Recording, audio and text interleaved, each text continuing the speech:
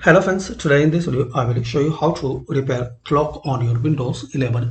So guys, if Microsoft clock not working and you have the issue with time, so you can repair it. Click on Start, Settings, Apps, Installed Apps. In this list, find out clock. Click on three dot, Advanced Options. Now here guys, you will see three options: repair, reset and uninstall. So firstly try repair. If repair method not work, so reset,